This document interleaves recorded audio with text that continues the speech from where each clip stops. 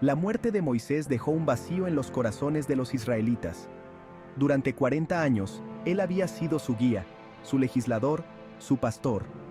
Los había sacado de la esclavitud en Egipto, a través del desierto, hasta la misma frontera de la tierra prometida. Pero ahora, Moisés se había ido, y el peso de su legado recayó sobre los hombros de Josué. Josué era un hombre de guerra, un soldado experimentado, pero guiar a los israelitas a la tierra prometida era una tarea como ninguna otra.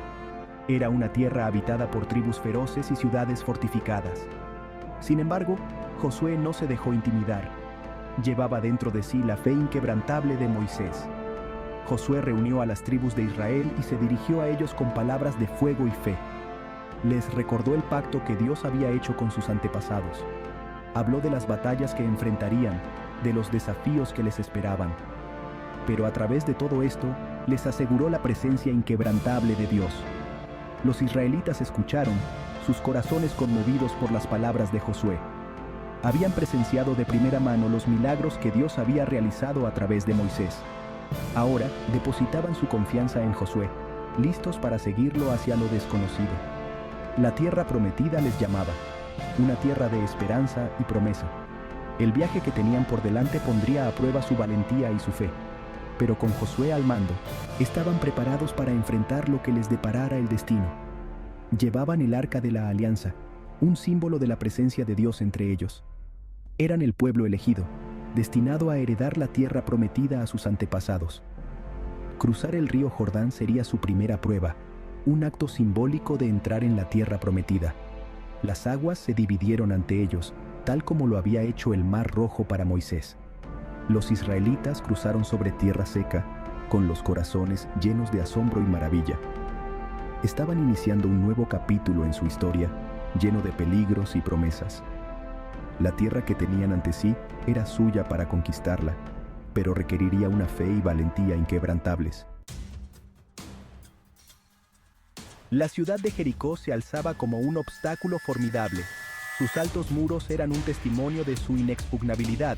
Generaciones de guerreros habían asediado Jericó, pero sus defensas nunca habían sido derribadas.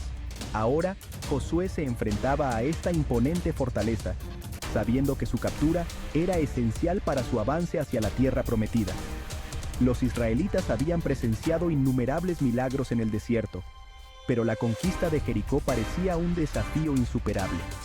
Sin embargo, Josué confió en la guía de Dios, buscando sabiduría divina para esta batalla crucial. Las instrucciones de Dios fueron claras, pero totalmente desconcertantes. Durante 6 días, el ejército israelita debía marchar alrededor de la ciudad una vez, con el arca de la alianza a la cabeza de la procesión. 7 sacerdotes debían llevar trompetas de cuernos de carnero, y sus solemnes toques resonarían por todo el valle. Al 7º día, debían rodear la ciudad 7 veces, y al sonido de un largo toque de trompeta, el pueblo debía gritar con fuerza. Entonces, los muros de Jericó se derrumbarían hasta los cimientos. Para los israelitas, acostumbrados a la guerra convencional, estas instrucciones debieron parecerles absurdas. ¿Dónde estaba el ariete?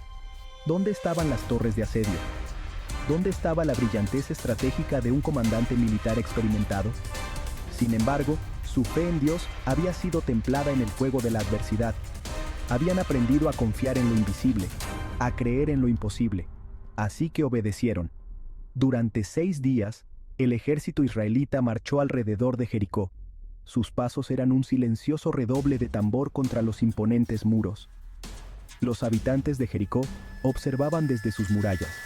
Sus risas resonaban ante el extraño espectáculo que se desarrollaba abajo. Pero con cada día que pasaba, una semilla de inquietud comenzaba a crecer en sus corazones. ¿Qué significado tenía este extraño ritual? ¿Qué tramaban estos israelitas? Al 7º día, mientras los israelitas realizaban su 7ª vuelta, un silencio sepulcral se apoderó de la multitud reunida. La tensión era palpable, el aire denso por la expectación. Entonces, a una señal de Josué, las trompetas sonaron. Sus lamentos desgarradores atravesaron la quietud de la mañana, y el pueblo gritó, un rugido poderoso que pareció sacudir los mismísimos cielos. Y los muros de Jericó, Esas poderosas murallas que habían permanecido en pie durante siglos, se derrumbaron hasta los cimientos con un estruendo ensordecedor. La tierra tembló, como sacudida por la mano del propio Dios. Los israelitas, con sus rostros mezcla de asombro y terror, se lanzaron hacia adelante, abrumando a los aturdidos defensores. La noticia de la destrucción de Jericó se extendió como la pólvora, sembrando el terror en los corazones de los reyes cananeos. Entre ellos se encontraba Og, el rey de Basán, un hombre de gran estatura, famoso por su fuerza y ferocidad. Og gobernaba su reino desde una ciudad fortaleza, rodeada por otras 60 ciudades fortificadas, un testimonio de su poderío militar. Era un enemigo formidable, un gigante que encarnaba los desafíos que se avecinaban. Cuando a Og le llegó la noticia del avance de los israelitas, reunió a su ejército, decidido a aplastar a estos invasores que se atrevían a desafiar su dominio. Los israelitas, eufóricos por su victoria en Jericó, se enfrentaban ahora a un enemigo nuevo y aterrador. Og no era un rey con el que se pudiera jugar. Su sola presencia inspiraba miedo y temblor. Era una fuerza de la naturaleza, un obstáculo insuperable. Pero Josué, envalentonado por la promesa de Dios, no se dejó intimidar. Reunió a sus tropas, recordándoles las victorias que Dios ya les había concedido. Habló de valentía, de fe, del apoyo inquebrantable del Todopoderoso. Los israelitas, inspirados por la fe inquebrantable de su líder, se prepararon para la batalla. El choque entre los israelitas y el ejército de Og fue un enfrentamiento épico, una batalla que quedaría grabada en los anales de la historia. La tierra tembló bajo el peso de sus ejércitos. El aire se espesó con el olor a sudor, sangre y miedo. Og, un coloso imponente, dirigía a sus tropas con una ferocidad inigualable. Pero los israelitas, fortalecidos por su fe en Yahvé, lucharon con la valentía de los leones. Se movían con una velocidad y agilidad que desmentían su tamaño. Sus espadas brillaban bajo la luz del sol. Las flechas llovían del cielo, encontrando sus objetivos con una precisión mortal.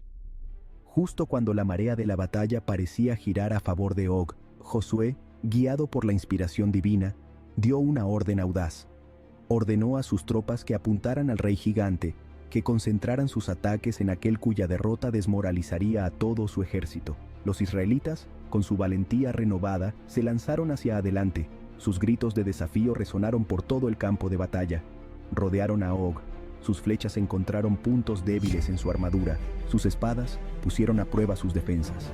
Y finalmente, con un rugido poderoso que sacudió los cimientos de la tierra, Og, el rey gigante de Basán, cayó. Su reino de terror había terminado. Su reino estaba listo para ser tomado.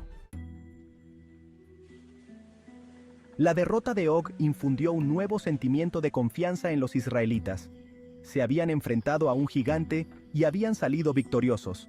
Sin embargo, la tierra que estaban conquistando todavía estaba llena de peligros, tanto naturales como sobrenaturales. Entre los más formidables de sus adversarios se encontraban los anaquitas, una raza de gigantes que había habitado la tierra desde tiempos inmemoriales. Eran materia de leyendas. Su tamaño y fuerza se exageraban con cada relato. Para los israelitas, cansados de sus viajes y batallas, los anaquitas representaban un desafío de diferente tipo. Estos no eran meros hombres, sino seres de proporciones míticas. Su sola presencia era suficiente para infundir terror en los corazones de los guerreros más valientes. Los anaquitas no estaban confinados a una sola ciudad o reino. Estaban dispersos por toda la tierra, vestigios de una época pasada en la que los gigantes caminaban sobre la tierra. Su presencia era un recordatorio constante de los desafíos que se avecinaban, de las batallas que aún estaban por librarse. Los israelitas, acostumbrados al desierto, se encontraban ahora en una tierra de bosques imponentes, donde las sombras danzaban y susurraban, donde lo desconocido acechaba en cada rincón. Las historias de los anaquitas se extendían por el campamento israelita como la pólvora. Cada relato magnificaba su tamaño y ferocidad. Algunos susurraban de gigantes tan grandes que sus cabezas llegaban a las nubes. Sus pasos hacían temblar la tierra. Otros hablaban de sus tendencias caníbales, de su hambre insaciable de carne humana. El miedo, insidioso y generalizado, comenzó a apoderarse de los corazones de los israelitas. Se habían enfrentado a muchos peligros en su viaje, pero ninguno tan aterrador como estos gigantes. Los encuentros con los anaquitas eran a menudo fugaces, atisbos de figuras enormes que desaparecían entre los densos bosques. Pero incluso estos breves encuentros eran suficientes para desconcertar a los israelitas, para sembrar dudas en sus mentes. ¿Eran realmente capaces de conquistar esta tierra, de someter a estos seres monstruosos? ¿Realmente Dios los había traído a esta tierra solo para enfrentarse a obstáculos tan insuperables? El desafío de los anaquitas puso a prueba no solo su valentía física, sino también su resolución espiritual. Les obligó a enfrentarse a sus miedos más profundos, a cuestionar su fe ante la adversidad más abrumadora.